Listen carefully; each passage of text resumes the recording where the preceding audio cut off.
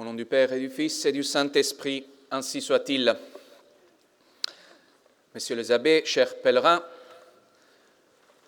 nous commençons aujourd'hui encore une fois, comme chaque année, un pèlerinage par lequel nous entendons professer notre foi catholique, pendant lequel aussi nous allons offrir nos prières, nos chants, nous allons méditer sur les sujets qui nous seront proposés, mais aussi nous sommes appelés à faire des efforts physiques, des sacrifices, des pénitences, des mortifications, et ceci pour le salut de notre propre âme. Mais ce n'est pas suffisant. En effet, nous faisons tout cela aussi pour notre prochain, pour les personnes pour lesquelles nous voulons prier, offrir nos efforts. Et ceci a une valeur.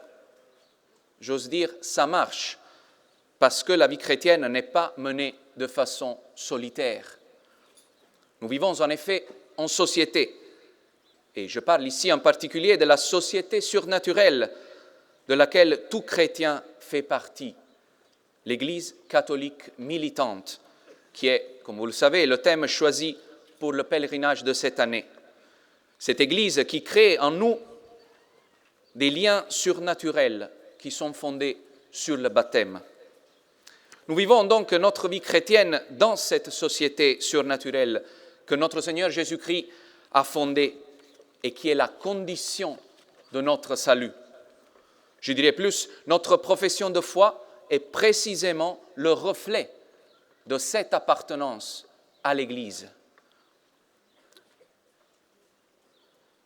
Nous savons qu'en dehors de l'Église, on ne se sauve pas.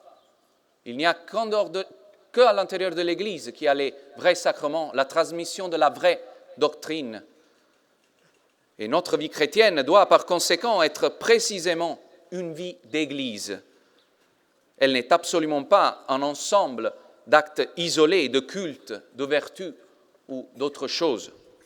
Ces mêmes actes et aussi l'ensemble, je dirais, de notre vie intérieure doit se conduire par le biais de l'Église et dans son sillon.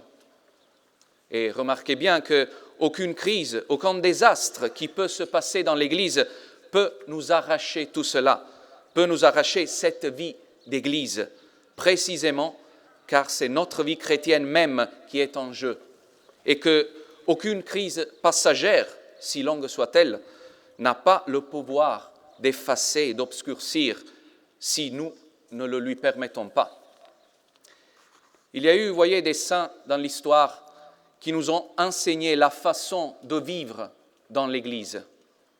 Je voudrais en particulier vous citer ici un passage de saint Ignace de Loyola dans ses exercices spirituels, dans lesquels, à un moment donné, il a inséré une liste de règles qu'il appelle les règles pour sentire cum ecclesia, c'est-à-dire des règles pour avoir les mêmes sentiments que l'Église.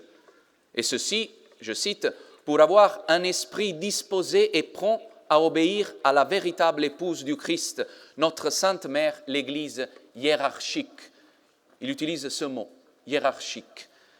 Entre autres, par exemple, il y a une de ces règles qui dit, pour montrer quel est le véritable esprit de l'Église, il faut louer les reliques des saints, louer les stations liturgiques, louer les pèlerinages, les indulgences, les jubilés, les croisades et aussi l'usage d'allumer des cierges dans les églises. Il met tout cela comme condition pour avoir les mêmes sentiments de l'Église catholique. Et voyez, lorsque saint Ignace parle d'Église hiérarchique, il veut entendre justement une société bien constituée, une institution au sens strict. Le père Calmel, lorsqu'il commente la constitution de l'Église, remarque que cet apparat juridique par lequel on voit l'Église et qui fait partie de sa vie n'a peut-être pas, il dit, une allure, disons, poétique. Il semble n'avoir rien à voir avec la mystique, la sainteté, la pureté, la fraîcheur de l'Évangile, ces liens juridiques qui unissent les membres de la hiérarchie de l'Église et les membres de l'Église tout entière, semblent être quelque chose de froid, un apparat artificiel.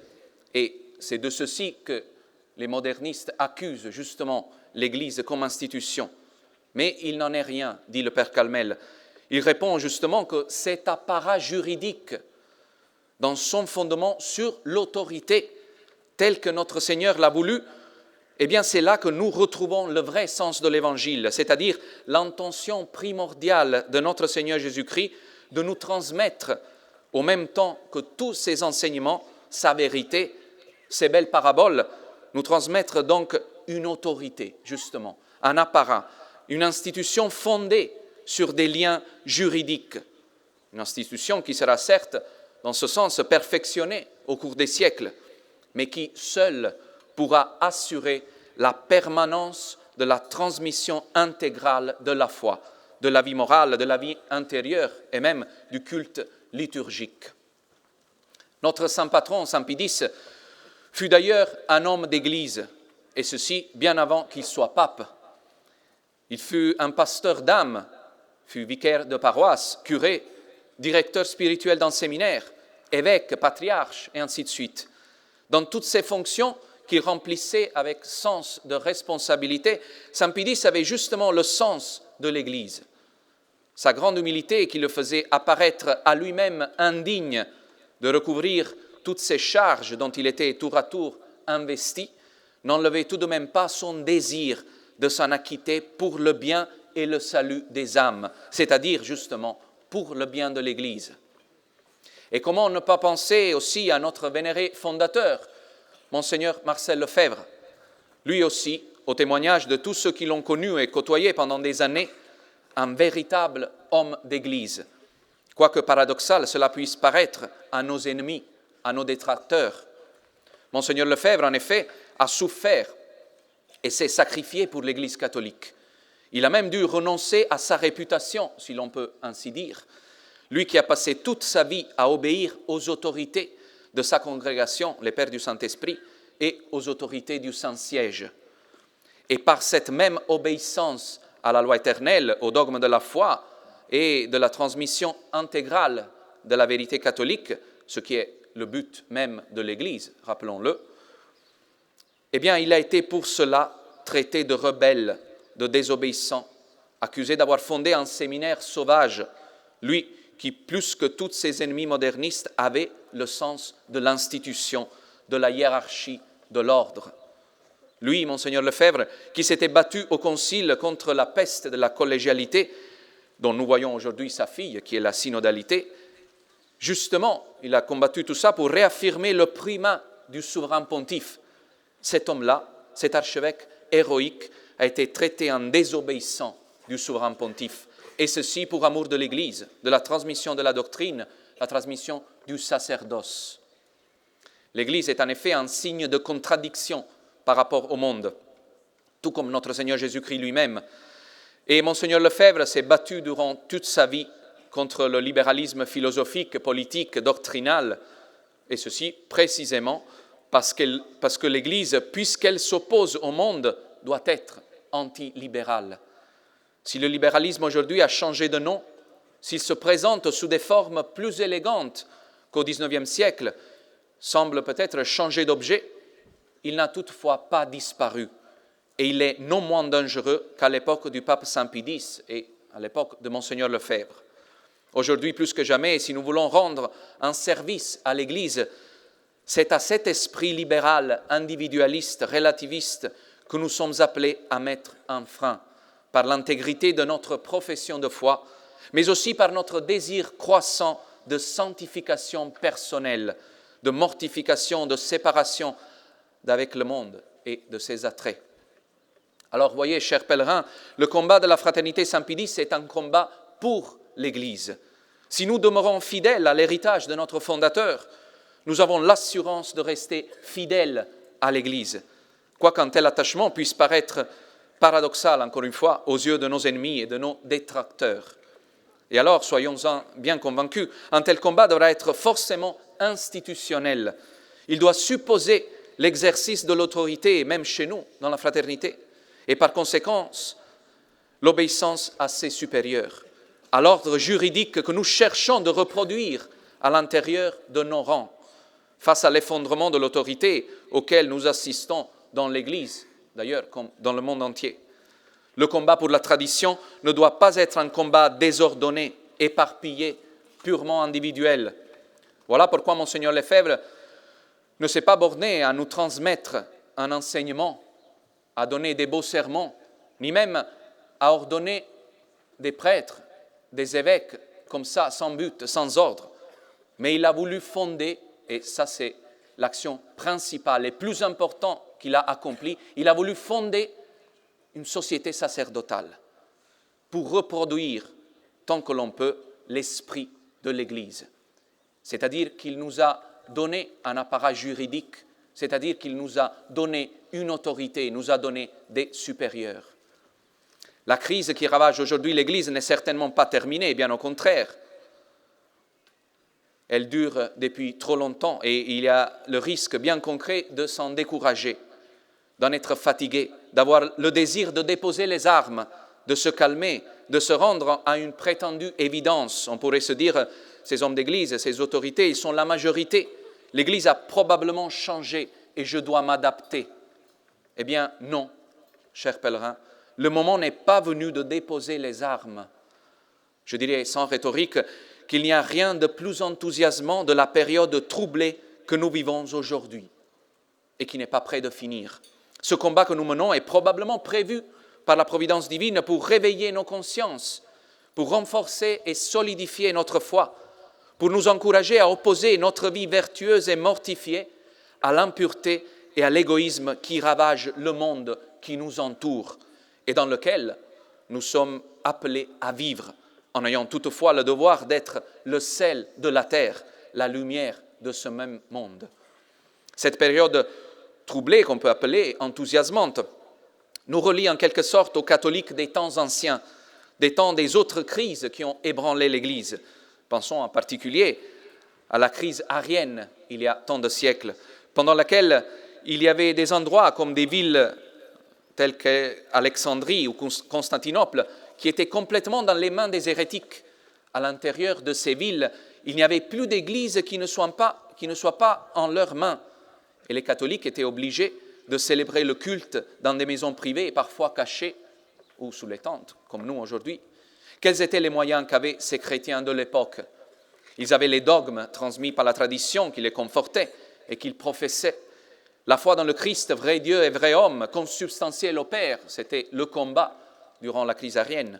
Ils avaient la prière, ils avaient les sacrements, ils avaient surtout le sacrifice de la messe. Et par ces moyens, ils ont obtenu de Dieu la victoire.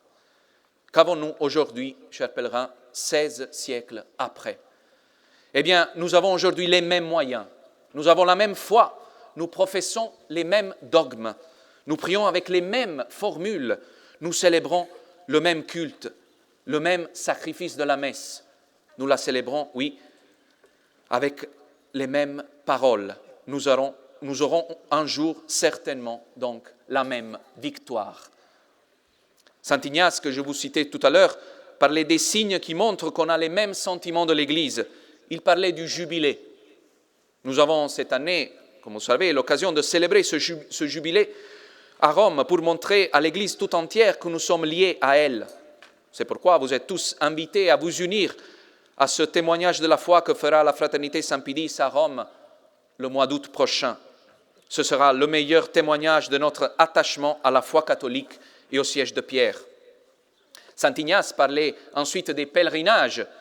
Eh bien, commençons aujourd'hui ce pèlerinage dans ce même esprit, à savoir que nos efforts, nos prières et nos sacrifices sont faits dans le but d'édifier l'Église à travers notre action personnelle. Enfin, Saint Ignace parlait des croisades. Les papes autrefois les ont prêchées et en ont encouragé les chrétiens. Ce n'est plus le cas aujourd'hui, mais entre-temps, notre supérieur général nous appelle, nous invite à une croisade du rosaire, une véritable bataille faite avec les armes de notre chapelet pour obtenir la grâce de ce qui pourra sauver dans le futur la vie de l'Église catholique, à savoir les vocations sacerdotales et religieuses.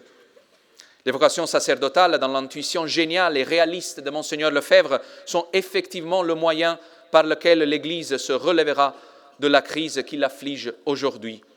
Les vocations religieuses, elles, sont un soutien incontournable du sacerdoce, et ceci par la prière, le sacrifice, l'exemple de la vie d'oblation que font les âmes consacrées.